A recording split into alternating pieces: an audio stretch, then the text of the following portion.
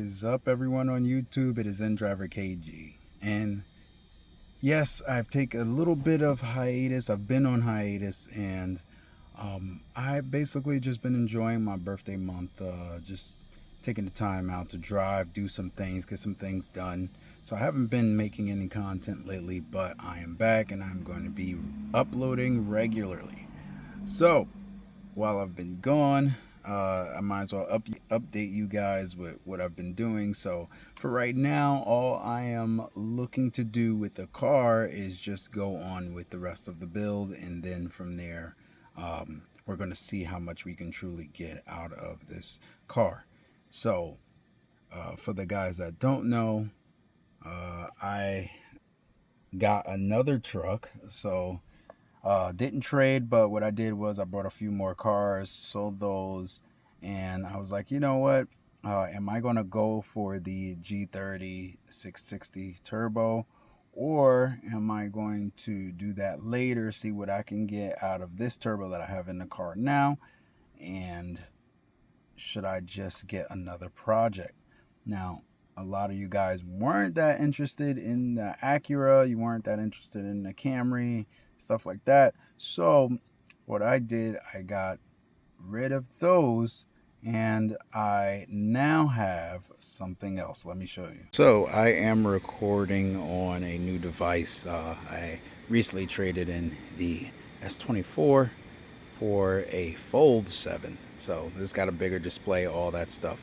So I wanted to go with something else. But as you guys see, this is no Acura. This is a 2010, one of my favorite generations of the Cayenne, and I've been wanting this truck for a long time. When I was younger, I really liked these, and I was like, you know what, I love this generation. It has one of my favorite generations of the 911 front end, and I don't mind these rear tail lights. Now the 11 to 17s, those are okay. Those are not my favorite, but let me show you guys what this thing is sporting. So I always thought this was one of those really cool keys, which I'm going to get a replacement key for this. If you can see it, it's the shape of a little truck. So let's go to this. As you can see, this thing is tinted beyond belief. It's 30. I had some issues with clear coat on the front end, but what we're going to do is go in here. Let me show you. So I have my little scanner, but as you can see, I have the two-tone seats that you don't even get with the Turbo S.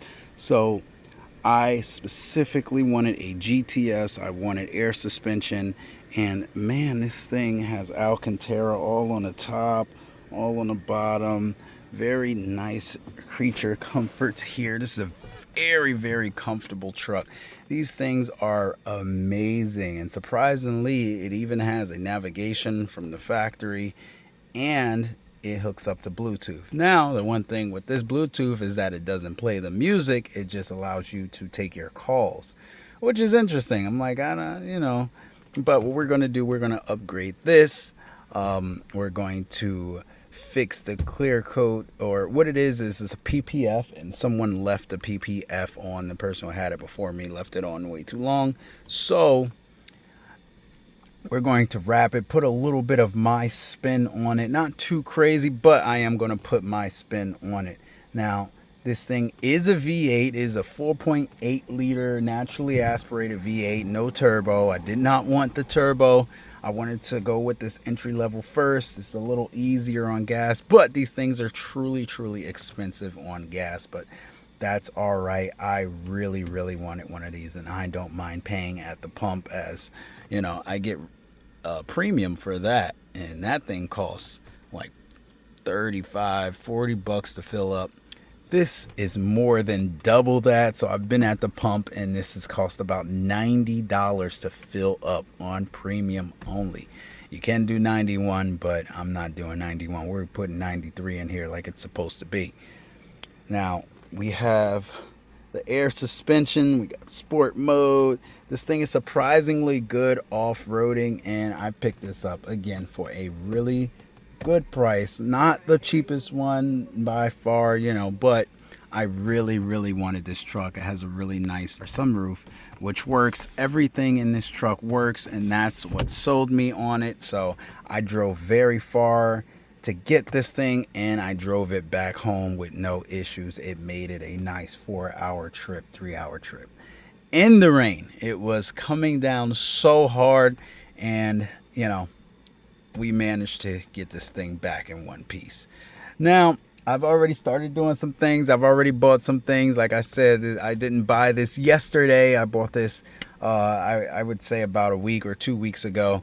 So I've just been enjoying it the way it sits. But this thing is very quiet. And when I say quiet, it just sounds like a little tiny V8 rumble. It sounds like a ton of vacuum noises.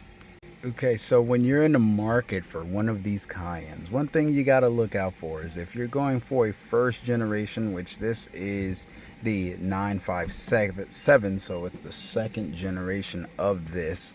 The first generations has some issues with like coolant crossover under the intake manifold, so you got to hope that that person changed it to the aluminum one and it's not the factory plastic. This does not have that issue. You also have to check air suspension. These things have something called the PDCC, Porsche Dynamic system for the air ride, and what it does is it stiffens up the sway bars so you can make those really tight corners fast. So again, it's just some things you want to look out for on certain generations. With this generation, you just have to keep up on oil changes. I did notice when I picked this up that the oil was a bit dirty, so I'm not even going to drive it any more than I have. I'm doing the oil change, and we're going to go with the same stuff that the Elantra takes, the Motul, and that's the 5W40. Now this, like I said, I'm going to document all of that stuff if you guys are interested in it. I might make some videos about this truck in particular, but I think the GTS is like the ultimate entry-level Porsche. Again, it is a Porsche.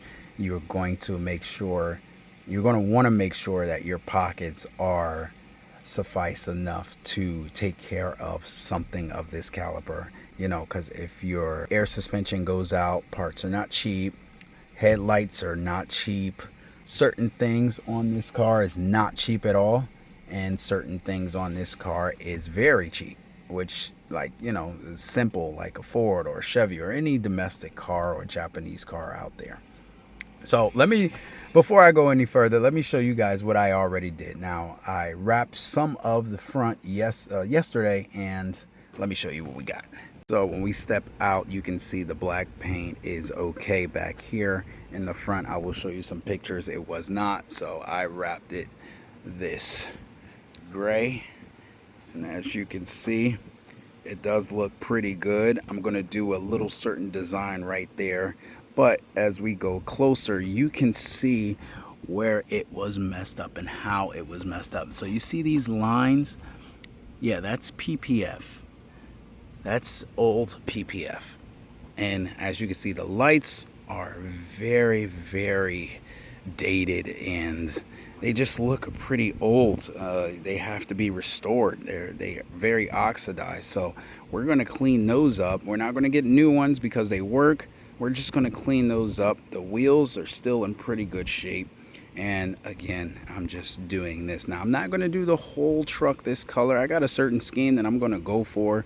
If you guys are familiar with these Porsche trucks, they have something called a Trans-Siberia version. And that can go upwards of $100,000 to $200,000. And all that is just a little more off-road oriented. And this one, I think you get the best of all of that because you get the big turbo brakes, you get 21-inch wheels, you get a turbo style body kit on the full thing. And I really wanted a black with that beautiful tan interior, that two-tone Alcantara. It looks amazing. And again, like I said, I'm going to do some exhaust clips on the next one. But right now, the way it sits, it just does not sound aggressive whatsoever. It sounds almost like a Crown Vic that is stock. So, like I said, we're gonna do a muffler delete on this thing just to start, or I may put a valved exhaust on here, and we're gonna go from there. And what's really cool about this thing, feature you want to look out for if you're looking into one of these. This is the last year of this generation before they went on to the 958.1. This is the 957. Is this, when this goes out,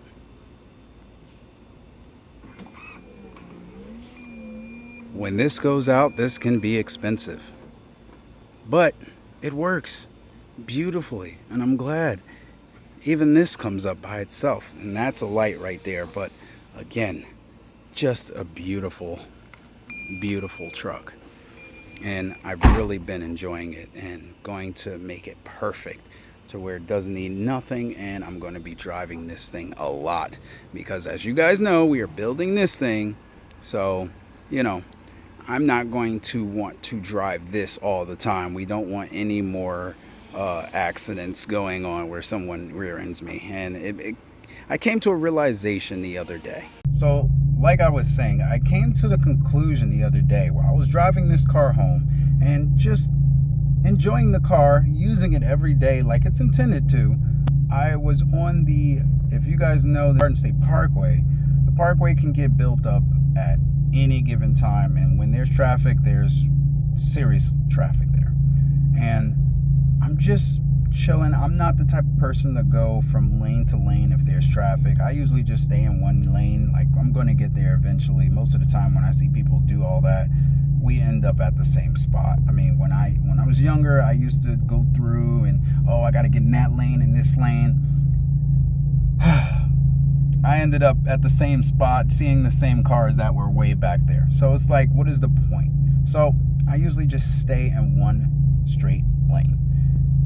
Well, however, there was a truck in front of me, and I talk about it all the time. I do like sitting up higher. I do tend to like trucks a little bit more, and my next truck will be a Bronco. I am looking for a Bronco Wild Track, and driving this car on my way home, just minding my business, listening to music, and what do you know, someone in front of me stopped short. Now, this car has excellent brakes, but all the time it's not about how good your brakes are.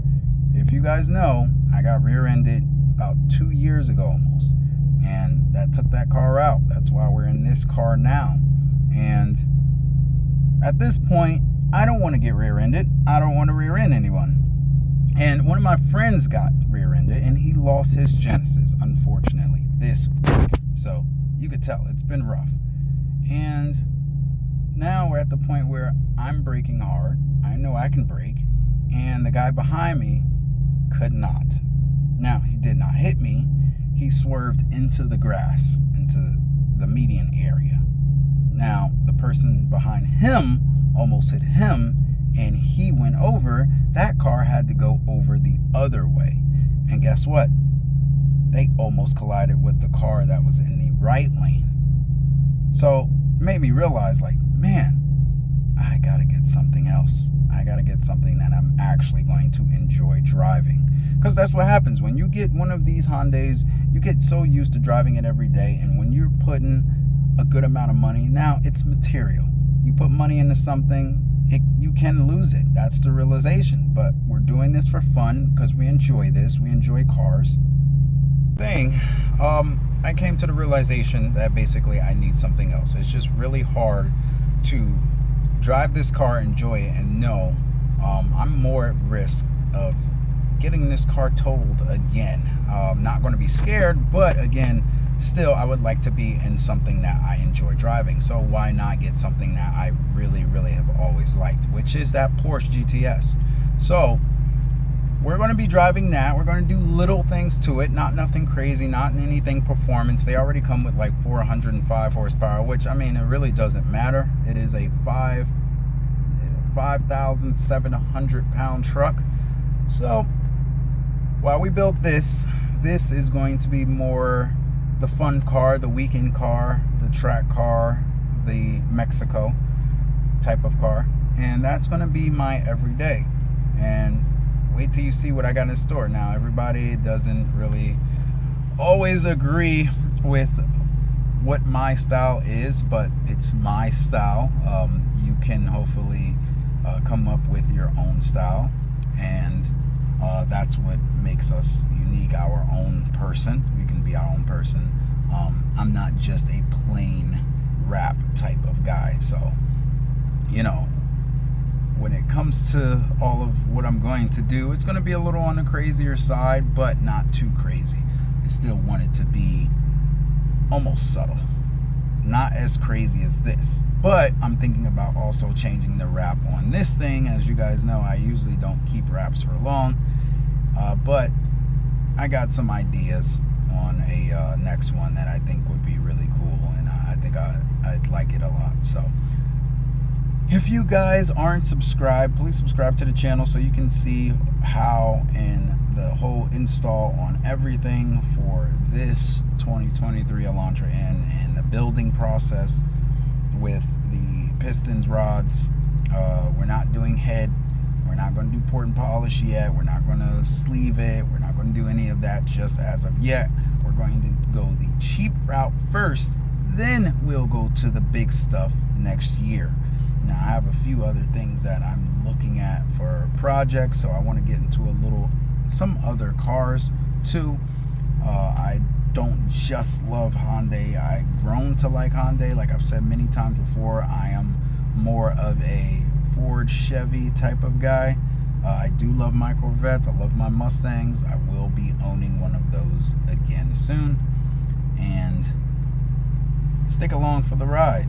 You might like what you see going on with this car. I mean, I would like to see 600 horsepower out of this thing, 650 maybe, on this car with just the pistons, rods, and we'll see really what we can go on and what we can do next. So again, thank you guys for watching. I am going to be uploading more, so I'm going to be doing a updated guide video on how you should go about modding your Elantra N's, the whole N lineup, and an updated video at that, because I did one before about a year ago and things have changed. We've got a lot more breakthroughs and stuff like that in tuning, so E is a lot more accessible. MEF is not as important unless you want to keep the inside of your engine clean. It's not as important if you're just wanting to run E, so we'll talk about all that stuff on the next video. Thank you guys for watching. Have a blessed day.